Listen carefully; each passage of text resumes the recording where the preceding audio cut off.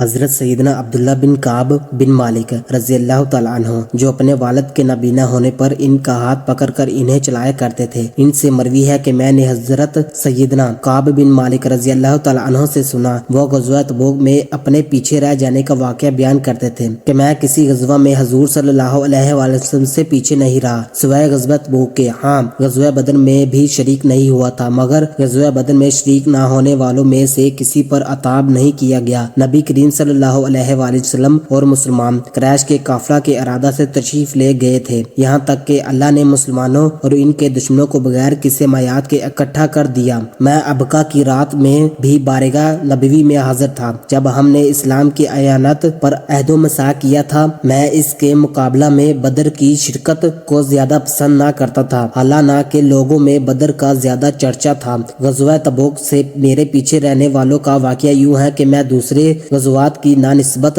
ان دنوں زیادہ طاقتور اور بہت مالدار تھا۔ اللہ کی قسم، اس سے پہلے میرے پاس کبھی 2 سواریاں اکٹھی نہیں ہوئیں، جبکہ اس موقع پر مجھے 2 سواریاں میسر تھیں، اور نبی کریم صلی اللہ علیہ وآلہ وسلم کا معمول تھا کہ جب کسی غزوہ کا ارادہ فرماتے تو اصل معاملہ لوگوں سے مخفی رکھتے۔ اس غزوہ کے وقت گرمی شدید، سفر دراز، راستے میں غیر آباد جنگل اور قدم قدم پر دشمن موجود تھے، چنانچہ آپ صلی اللہ علیہ وآلہ وسلم نے مسلمانوں کے سامنے تمام معاملہ واضح کر دیا تاکہ اس کے مطابق زیر ارادہ تیار کر لے۔ انہیں یہ بھی بتایا گیا کہ کس طرف جانا ہے۔ آپ صلی اللہ علیہ وآلہ وسلم کے ہمراہ مسلمانوں کی کثیر تعداد تھی، کسی رجسٹر وغیرہ میں ان کے نام محفوظ نہیں کیے گئے تھے۔ حضرت سیدنا کعب رضی اللہ تعالیٰ عنہ فرماتے ہیں، رسول صلی اللہ علیہ وآلہ وسلم اس غزوہ کے لیے اس وقت تشریف لے گئے جب پھل اور سائے مغروب تھے۔ مجھے بھی اس چیزوں کی طرف رغبت تھی۔ رسول کریم صلی اللہ علیہ وآلہ وسلم اور مسلمان جہاد کی تیاری کر چکے تھے۔ میں صبح کے وقت تیاری شروع کرنے کا ارادہ کرتا لیکن پھر کچھ نہ کرتا اور اپنے دل میں یہی کہتا کہ میں اس پر قادر ہوں کہ جب چاہوں گا سامان تیار کر لوں گا۔ اسی طرح دیر ہوتی چلی گئی، یہاں تک کہ لوگوں کی کوششیں تیز ہو گئیں اور ایک صبح مسلمان رسول کریم صلی اللہ علیہ وآلہ وسلم کے ساتھ روانہ ہو گئے اور میں نے ابھی تک کوئی تیاری نہیں کی۔ میرا یہی حال رہا اور مسلمان تیز رفتاری سے چلتے ہوئے بہت دور نکل گئے۔ میں نے چاہا کہ میں جا کر ان سے مل جاؤں اور کاش میں نے ایسا کر لیا ہوتا، مگر میری تقدیر میں ایسا نہیں تھا۔ رسول کریم صلی اللہ علیہ وآلہ وسلم کے تشریف لے جانے کے بعد جب میں باہر لوگوں کی طرف نکلتا تو مجھے یہ دیکھ کر دکھ ہوتا کہ منافقین اور کمزور معذور افراد کے سوا اپنے جیسا کوئی دوسرا نظر نہیں آتا۔ رسول کریم صلی اللہ علیہ وآلہ وسلم نے تبوک پہنچتے تک میرا ذکر نہ کیا۔ تبوک میں آپ صحابہ کرام علیہ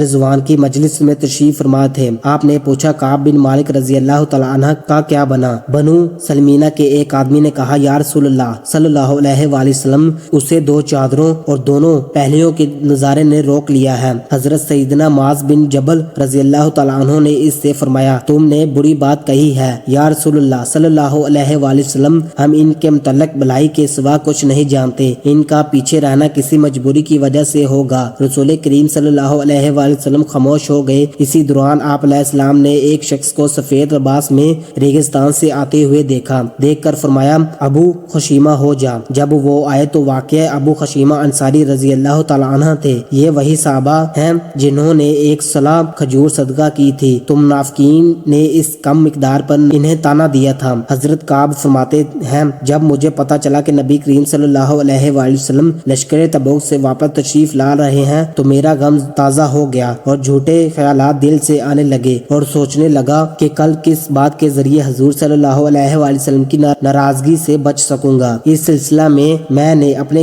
گھر کے تمام سمجھداروں لوگوں سے مشورہ کیا۔ جب یہ مشہور ہو گیا کہ عنقریب حضور صلی اللہ علیہ وآلہ وسلم تشریف لانے ہی والے ہیں تو میرے ذہن سے تمام جھوٹے بہانے نکل گئے اور میں نے جان لیا کہ میں حضور صلی اللہ علیہ وآلہ وسلم کے غضب سے کسی جھوٹ کے باعث ہرگز نہ بچ سکوں گا، لہٰذا اب میں نے سچ بولنے کا پختہ ارادہ کر لیا۔ نبی کریم صلی اللہ علیہ وآلہ وسلم صبح کے وقت تشریف لائے۔ آپ کی عادت مبارکہ تھی کہ سفر سے واپسی پر پہلے مسجد میں تشریف لاتے، 2 رکعت نماز ادا فرما کر لوگوں کے درمیان بیٹھ جاتے۔ حسب معمول آپ نے ایسا ہی کیا۔ پھر غزوہ سے پیچھے رہ جانے والے لوگ قسمیں کھا کر غزوہ پیش کرنے لگے۔ ان کی تعداد 80 سے کچھ زیادہ تھی۔ آپ نے ظاہر کو قبول کرتے ہوئے ان کی بیعت کی تجدید کی، ان کے لیے دعائے مغفرت فرمائی اور ان کا باطن اللہ کے سپرد کر دیا۔ پھر میں حاضر ہوا اسلام عرض کی۔ آپ صلی اللہ علیہ وآلہ وسلم نے غضب امیز تبسم فرما کر کہا آگے آؤ۔ چنانچہ میں آپ کے سامنے جا بیٹھا۔ آپ صلی اللہ علیہ وآلہ وسلم نے فرمایا تجھے کس چیز نے غزوے سے پیچھے رکھا؟ کیا تو نے سواری نہیں خریدی تھی؟ میں نے عرض کی یا رسول اللہ صلی اللہ علیہ وآلہ وسلم اگر آپ کے علاوہ کسی